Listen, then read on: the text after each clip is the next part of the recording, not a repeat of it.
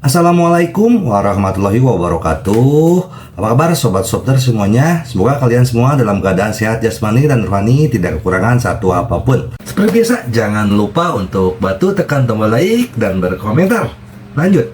Bab 646-650. Bahkan setelah pergi, Li Ziran selalu merasa itu hanya mimpi. Pemandangan seperti itu terlalu mengejutkan. Dia tidak pernah menyangka Ye Junlin akan merebutnya di depan semua orang di keluarga Guo. Ngomong-ngomong, suamiku, mereka baru saja mengatakan bahwa mereka berada di bawah perintah bos grup Yunting. Li Ziran bertanya dengan rasa ingin tahu. Yah, benar, tidak ada yang bisa memobilisasi begitu banyak orang kecuali dia, kan? Kata Ye Junlin, kamu dan aku sama-sama anggota faksi grup Yunting. Jadi wajar jika dia datang menyelamatkan kita. Orang seperti apa bosnya? Li Ziran sangat penasaran, mungkin sama denganku. Ye Junlin tersenyum, berhentilah membual. Keluarga Guo segera meninggalkan Jinling. Keluarga Li dan Zhao kembali dengan kecewa. Setelah tiba di rumah keluarga Zhao, mereka terkejut saat mengetahui bahwa Ye Junlin benar-benar ada di sana. Saat mereka melihat Ye Junlin, semua orang sangat marah. Ye Junlin, kamu telah membuat kami menderita, aku akan membunuhmu. Wu Mulan meraung, begitu juga orang lain. Ye Junlin telah menimbulkan masalah sejak dia datang ke Jinling. Pertama, dia menyinggung keluarga Chu. Sekarang mereka telah memprovokasi keluarga Guo yang lebih berkuasa. Krisis ini jauh lebih serius dibandingkan krisis sebelumnya. Karena Ye Junlin menyebabkan keluarga Guo kehilangan muka dan tidak memiliki harga diri sama sekali. Keluarga Guo akan mengumpulkan seluruh kekuatan mereka untuk menghilangkan rasa malu. Sederhananya, keluarga Guo akan mempertaruhkan nyawa mereka. Ye Junlin adalah momok. Saya tidak tahu berapa banyak masalah yang dia timbulkan ketika dia berada di Suzhou dan Hangzhou. Li Tianhao mencibir dingin. Benarkah? Aku telah menjadi yatim piatu sejak aku masih kecil tanpa ayah dan ibu, dan aku masih satu-satunya bintang para dewa. Keluarga Su Hangye begitu kuat, dan dia dengan paksa mengalahkan keluargamu, sekarang mulai mengalahkan keluargamu, Li Wenhai menambahkan. Li Wenyuan dan Zhao Yalan menatap Ye Junlin dan bertanya, "Oke, beritahu kami apa yang terjadi, Anda menceraikan Ziran, apa lagi yang akan Anda lakukan?" Ye Junlin tersenyum. Perceraian, Anda telah bertanya kepada klien kami apakah Anda punya pendapat, saya mendapat akta cerai dengan keistimewaan, apakah ini dianggap perceraian? Hehe, Ye Junlin, kamu terlalu tidak tahu malu. Bukankah kamu setuju nanti, aku akan memberimu 10 juta, dan kamu akan melakukannya menceraikan Ziran? Iya. Anda mengambil 10 juta, itu berarti Anda setuju, sekarang Anda tidak mengakuinya. Apakah Anda laki-laki sialan atau tidak? Semua orang di keluarga Zhao mengutuk mereka, dan mereka ingin menghajar Ye Junlin dengan kejam. Zhao Jiangwo juga meraung dengan marah. Katakan satu hal lagi, saya tidak meminta pendapat Anda, apakah Anda menerima cek 10 juta hari itu? Xiao Ruomei mencibir, saya sendiri yang memberikannya kepada Anda. Ye Junlin berkata tanpa daya, sudah kubilang, aku membuang cek itu ke tempat sampah. Bah, Zhao Wencheng meraung, pasti diambil oleh orang lain, aku membuangnya ke tempat sampah, kata Ye Junlin. Siapa yang akan mengambilnya? Aku bertanya kepada semua orang di keluarga Zhao. Tidak ada yang melihat ceknya. Oke, apakah kamu masih berbohong? Zhang Wentao mengikuti dan meraung. Hanya saja Lao Zhang, pelayan di luar, panik saat mendengarnya. Jangan bohong, ambillah jika kamu mengambilnya. Kata Wu Mulan dengan marah, mengetahui kebenarannya, dia tidak tersipu sama sekali. Pada saat ini, Zhao Yuan tiba-tiba berkata, saya akan membuktikan kepada saudara ipar Ye bahwa dia memang membuang cek itu ke tempat sampah. Tetapi cek itu diambil oleh pelayan Lao Zhang. Apa? Mata Li Ziran berbinar karena kegembiraan. Dia selalu berharap untuk membersihkan nama Ye Junlin. Benar saja, itu diambil oleh orang lain. Wu Mulan, Zhao Jiangwo dan yang lainnya memandang Zhao Yuan dengan tidak percaya. Saya tidak pernah berpikir dia akan mengatakan yang sebenarnya. Zhao Yuan, apa yang kamu bicarakan? Apakah Lao Zhang mengambilnya? Zhang Wentao mengedipkan mata pada Zhao Yuan. Saya punya bukti, Lao Zhang juga menghabiskan puluhan ribu dolar dari cek itu. Zhao Yuan mengabaikan yang lain dan mengedipkan mata. Kami tidak percaya, pelayan keluarga Zhao masih berkualitas bagus. Kata Zhao Xuexi, jika kamu tidak percaya padaku, kamu bisa meminta Lao Zhang untuk menghadapimu. Kata Zhao Yuandao, Xiao Ruomei dan yang lainnya tidak setuju. Tetapi Wu Mulan berkata, oke, panggil Lao Zhang untuk menghadapimu. Segera, Lao Zhang datang ke aula dengan gemetar. Dia sangat pemalu, matanya linglung, dan dia tidak berani menatap Ye Junlin. Oke, Lao Zhang, aku bertanya padamu, dan kamu harus menjawab dengan jujur. Zhao Yuandao, oke, baiklah, Tuan Zhao Yuan. Anda dapat menanyakan apapun yang Anda inginkan. Lao Zhang menundukkan kepalanya. Apakah kamu melihat kakak iparku Ye membuang cek itu ke tempat sampah hari itu? Zhao Yuan bertanya. Semua orang di keluarga Li dan Zhao memandang Lao Zhang, mengharapkan jawabannya. Ye Junlin dan Li Ziran juga menoleh. Zhang tua gemetar dan sangat gugup. Dia mengangkat kepalanya, menatap Wu Mulan, dan berkata, Tuan Zhao Yuan, saya tidak melihat Tuan Muda Ye membuang cek itu ke tempat sampah, Bum, Zhao Yuan, Li Ziran dan yang lainnya tercengang. Adapun Wu Mulan dan lainnya, mereka menunjukkan senyum puas. Zhang tua, kamu berbicara omong kosong, kamu berbohong, jelas sekali kamu mengambil cek itu, jadi kamu tidak memberitahu semua orang. Zhao Yuan menjadi cemas dan meraung marah. Tuan Zhao Yuan, tolong jangan salahkan orang baik. Saya tidak menemukan cek itu sama sekali. Saya hanya melihat Nyonya Ye meninggalkan rumah Zhao dengan membawa cek itu hari itu. Banyak orang melihatnya. Iya, kami semua melihatnya pergi membawa cek tersebut, dan sama sekali tidak membuangnya ke tempat sampah. Pelayan lain juga bersaksi, Zhao Yuan benar-benar marah sampai mati. Bagaimana bisa ada orang seperti itu? Dia memandang Wu Mulan dengan tidak percaya. Dia mengatur semua ini, fakta bahwa Ye Junlin mengambil 10 juta harus dikonfirmasi. Zhao Yuan, berhenti bicara, jangan salahkan orang baik. Teriak Wu Mulan. Aku, Zhao Yuan ragu-ragu. Bagaimana dia bisa menang sendirian melawan keluarga Zhao? Wu Mulan memandang Ye Junlin, apalagi yang ingin kamu katakan sekarang? Ye Junlin tersenyum, tidak ada yang perlu dikatakan. Aku hanya merasa kamu dan Li Tianhao adalah ras yang sama. Ye Junlin sudah memeriksa catatannya dari cek tersebut, dan dia menyesali operasi luar biasa dari keluarga Zhao. Siapa yang kamu bicarakan? Bajingan kecil, semua orang mengumpat dengan marah. Kata-kata Ye Junlin setara dengan memarahi semua orang. Kamu tidak pantas menikmati rokok dan alkohol itu. Ye Junlin mencibir, rokok dan alkohol itu dibawakan oleh Zhao Yuan. Apa hubungannya denganmu?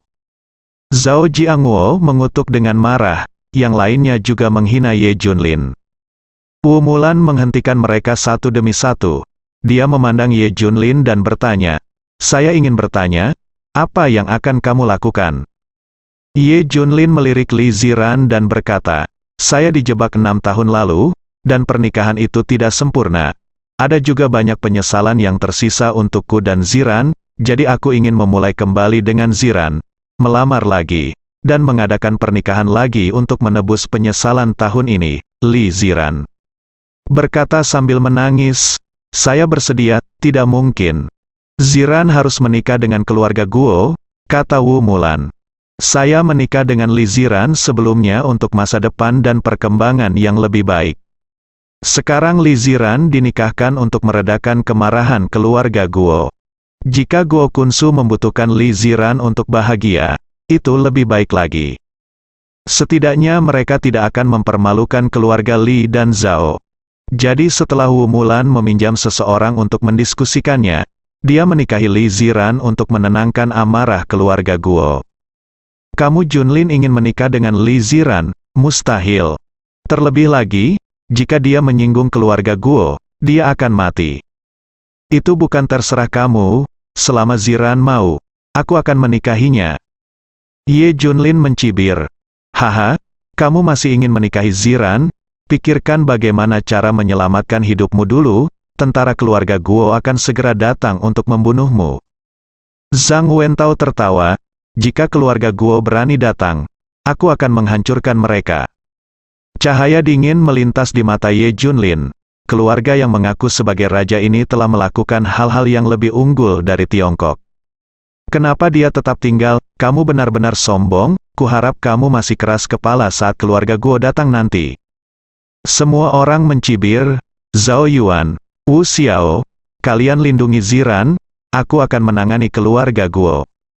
Kata Ye Junlin, Ming, Zhao Yuan dan Wu Xiao tanpa sadar ingin menjawab. Tetapi ketika mereka melihat tatapan aneh di mata orang-orang di sekitar mereka, mereka segera menahan diri. Ye Junlin pergi, dia sangat lega dengan keselamatan Li Ziran. Jika kedua orang ini tidak cukup baik, ada juga Dewa Perang Yama yang diam-diam. Hahaha, apakah Ye Junlin melarikan diri? Zhang Wentao tiba-tiba tertawa.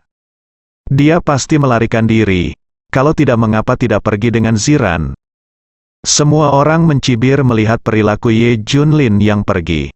Menurut Li Ziran, Ye Junlin pasti pergi untuk memindahkan bala bantuan. Mungkin bos dari Yunting Group, sepertinya aku berhutang budi pada seseorang lagi. Tapi dia semakin bingung. Bos grup Yunting terlalu baik pada dirinya sendiri dan Fang Ziqing, bukan? Dia memotret seluruh grup Dongtian untuk dirinya sendiri. Dan memberikan dirinya wewenang penuh untuk menangani semua bisnis di pasar elektronik. Dan membantu dirinya sendiri dan Ye Junlin berkali-kali. Siapa dia? Setelah Ye Junlin meninggalkan Zhao Yuan, dia sampai di halaman. Ini adalah kediaman King Long di Jinling. Kompleks ini merupakan kompleks militer, namun sudah lama ditinggalkan. Setelah King Long dan yang lainnya tiba, mereka tinggal di sini. Setelah tiba di kompleks hari ini, Ye Junlin menemukan banyak orang telah datang, dan ada beberapa anjing militer diikat di pintu. Begitu mereka melihat Ye Junlin, semua orang di dalam keluar. Totalnya ada 60 orang, pertarungan ini mengejutkan Ye Junlin. Begitu banyak orang yang datang, halo, ketua. Lebih dari 60 orang memberi hormat pada Ye Junlin secara serempak. Halo kawan, Ye Junlin membalas salamnya. Jenderal, izinkan saya memperkenalkan kepada Anda. Ini adalah para pemimpin dan komisaris politik dari korps tertinggi di wilayah militer Jinling. Mereka datang ke sini khusus untuk belajar. King Long tersenyum. Sejak mereka datang ke kompleks militer, orang-orang datang berkunjung setiap hari. Kebanyakan dari mereka untuk belajar, separuh dari mereka mengenakan rompi kecil dan berkeringat banyak. Rupanya kami baru saja berdiskusi dengan Kilin dan yang lainnya. Bos Ye, barusan beberapa rekan kita bahkan ingin bersaing dengan Mayor Jenderal Baihu. Tapi sekarang mereka semua memar dan bengkak. Seseorang melaporkan, benar saja, Ye Junlin melihat beberapa orang dengan hidung memar dan wajah bengkak di belakangnya. Ye Junlin tersenyum, bersaing dengan Baihu. Sungguh tindakan mencari kematian. Melihat bahwa dia adalah seorang kawan, Baihu menyerang dengan sangat ringan. Jenderal, apakah ada yang salah denganmu? King Long melihat sesuatu yang tidak biasa. Diperkirakan seseorang akan segera datang untuk membersihkanku. Kata Ye Junlin sambil tersenyum. Lebih dari 60 petugas yang hadir tidak setuju. Apakah tidak masuk akal jika seseorang benar-benar ingin berurusan dengan Jenderal Kunlun? Punya 100 nyawa, beraninya kamu melakukan ini. Dewa Perang Kunlun adalah jiwa militer di hati setiap prajurit di 9 zona perang utama Tiongkok. Siapa yang berani menghina Dewa Perang Kunlun sedikit pun? Tidak ada yang akan setuju, setiap orang akan mati-matian membela jiwa militer. Siapa yang berani berurusan dengan Ketua Ye? Apakah kamu gila? Kami yang pertama mengatakan tidak, saya. Wang Hu juga tidak setuju, saya. Zhang Qianlong sama sekali tidak setuju. Para perwira resimen garda depan ini semuanya menunjukkan kemarahan. Dengan raut wajahnya, dia meraung. Oke, jangan pergi. Saya ingin melihat siapa yang berani menyinggung kekuasaan Ketua Ye. Iya, Ketua Ye, Anda tidak perlu khawatir tentang hal itu. Kami akan menangani masalah ini. Akan membunuh anjing-anjing ini, sialan, semua orang tampak marah. Ye Junlin tersenyum, oke. Aku tidak akan bertengkar denganmu, selesaikan saja. Awalnya, dia memikirkan cara lain untuk menyelesaikan masalah ini. Saya tidak menyangka akan banyak orang yang datang ke kompleks tersebut, jadi saya hanya meminta mereka membantu menyelesaikan masalah tersebut. Dia juga memiliki ketenangan pikiran, setelah mendapatkan janji Ye Junlin. Semua orang menantikannya, saya berharap orang-orang itu bisa datang lebih cepat. Alangkah baiknya jika mereka tampil baik di hadapan Dewa Perang Kunlun. Ayo, terus berlatih, aku akan menghajarnya jika waktunya tiba. Sekelompok orang semuanya memasuki keadaan gembira. Sisi lain, keluarga Huahai Guo. Alun-alun besar villa itu penuh dengan orang. Hampir semua orang bertubuh tinggi dan tegap, memancarkan aura mengintimidasi. Ada orang dengan warna kulit berbeda, tetapi satu kesamaan adalah kekuatan. Ayah, aku telah mengumpulkan 500 penjaga naga dan harimau dari keluarga Guo. Kata Guo Longteng, keluarga Guo sekaya negara musuh. Dalam hal kekuatan finansial, ini tidak ada bandingannya.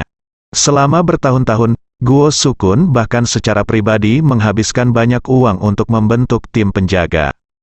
Namanya Long Hui. Setiap orang adalah master dari master. Mereka adalah tentara bayaran dari organisasi tentara bayaran internasional terkenal, atau pembunuh dari organisasi top dunia, atau pensiunan pasukan khusus dari negara-negara besar, dan bahkan beberapa master Qigong dan master Muay Thai. Setiap tahun, keluarga Guo menghabiskan lebih dari 2 miliar untuk Long Hu Guard. Ini di luar imajinasi kekuatan keluarga lainnya. Meski hanya ada 500 pengawal Long Hu, jumlahnya tidak banyak. Mereka terlalu kuat, ini menakutkan. 800 jubah putih keluarga Chu jauh dari lawan. Pengawal naga dan harimau adalah sekelompok prajurit naga dan harimau, dan sungai darah mengalir kemanapun mereka pergi. Menurut pendapat mereka, 3.000 orang yang dikumpulkan oleh Ye Junlin di Jinling sepenuhnya adalah massa. Dia tidak bisa bertahan 10 menit di depan Long Hui. Jadi tidak ada yang bisa mempertahankan Ye Junlin. Li Ziran harus mengambilnya dan menikahi Guo Longteng. Oke, ayo pergi, perintah Guo Fei Hong. Lebih dari itu. Atas nama Guo Kunsu, ratusan master dipanggil untuk membantu. Jadi total lebih dari 600 orang berbaris menuju kota Jinling. Konvoi yang dibentuk oleh sebuah mobil bagaikan ular panjang yang sangat spektakuler. Sore harinya, iring-iringan mobil keluarga Guo datang ke kota Jinling. Seluruh Jinling gemetar, terutama keluarga Li dan Zhao yang berdoa agar tidak mengganggu tubuh bagian atas mereka. Ayah, kita harus pergi kemana dulu? Saya sudah menemukan alamat Ye Junlin. Tanya Guo Longteng, pergilah ke Ye Junlin dulu. Lalu bersihkan lingkaran bawah tanah Jinling, dan terakhir rebut Li Ziran untuk menikah denganmu. Kata Guo Fei Hong dingin, dimengerti. Ayah, biarkan aku pergi. Segera, pasukan keluarga Guo berbaris menuju kompleks tentara. Setengah jam kemudian, puluhan kendaraan tiba di luar kompleks militer. Kang Dang, sebuah mobil naik turun orang. Dalam sekejap, 500 penjaga naga dan harimau ditambah 100 master berkumpul. Bungkus aku, tidak ada yang bisa keluar, teriak Guo Longteng. KKK, 600 orang mengepung kompleks tentara dari segala arah. Ada 3 lantai di dalam dan 3 lantai di luar, belum lagi manusia, bahkan seekor burung pun tidak bisa berpikir untuk terbang keluar. Terutama ini penjaga naga dan harimau, lebih kuat dari 5.000 orang. Guo Fei Hong, Guo Kun dan Su Chai keluar dari mobil perlahan-lahan. Ayo masuk dari depan, perintah Guo Fei Hong. Sekelompok orang mendatangi gerbang kompleks. Guk guk guk. Teriak beberapa anjing militer dengan mata merah. Kleter, kleter. Guo Longteng mendorong gerbang besi itu dengan kuat, dan berteriak, "Ye Junlin, keluar dari sini." Para petugas dari resimen terdepan di dalam menunggu lama, dan akhirnya mereka tiba. Semua orang bersemangat, tapi mereka semua ada di dalam dan tidak keluar. Hingga Guo Longteng bergetar selama beberapa menit. Fang Zhan, Wang Hu, dan Zhang Qianlong keluar.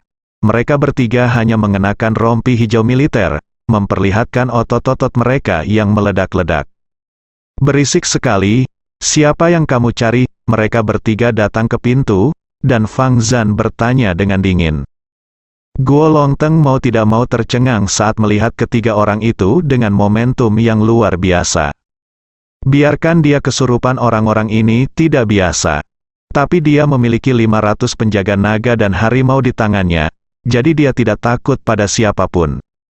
Apakah Ye Junlin di dalam? Guo Longteng bertanya dengan arogan. Jadi apa? Siapa kamu? Tanya Fang Zhan.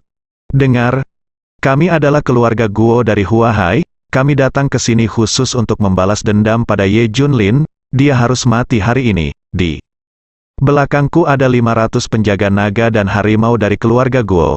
Biar ku beritahu, bahkan jika ada 3.000 orang hari ini, kami tidak dapat melindungimu, Ye Junlin. Guo Longteng mencibir. Semua orang di keluarga Guo menganggap Fang Zhan dan yang lainnya sebagai seseorang dari lingkaran bawah tanah Jinling yang melindungi Ye Junlin di siang hari. Seperti yang diketahui semua orang, identitas orang-orang ini adalah bos militer sungguhan.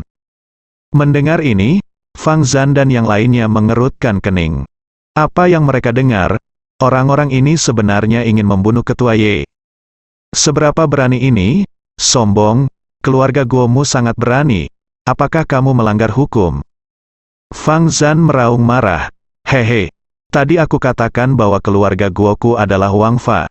Keluarga Guo memiliki keputusan akhir atas negeri ini. Kata Guo Feihong dengan arogan. Pernyataan ini mengejutkan Fang Zhan dan lainnya. Apakah masih ada arogansi seperti itu saat ini? Dia tidak punya hak untuk berbicara, dan dia ingin membunuh dewa perang suatu negara. Apakah ini gila? Cepat biarkan Ye Junlin keluar dan berlutut untuk mati. Jangan paksa kami masuk sendiri. Guo Feihong mengancam. Tidak mungkin Tuan Ye keluar, kami pasti akan melindunginya. Fang Zhan dan ketiganya bertekad. Hahaha, hanya mengandalkan kalian bertiga, agak terlalu berlebihan. Di mata keluarga Guo, mereka adalah mayat. Lalu bagaimana dengan kita? Suara itu jatuh, seorang pria berotot yang mengenakan rompi hijau tentara muncul. Sebanyak lebih dari 60 orang berdiri serempak, dengan postur menelan gunung dan sungai. Ini, Guo Feihong dan yang lainnya kesurupan.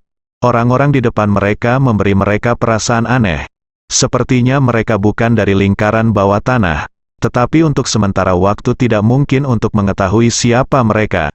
Setelah Fang Zhan melihatnya sekilas, dia berkata dengan dingin, gerbang ini adalah area terlarangmu. Siapapun yang berani mendobrak akan mati. Bersambung.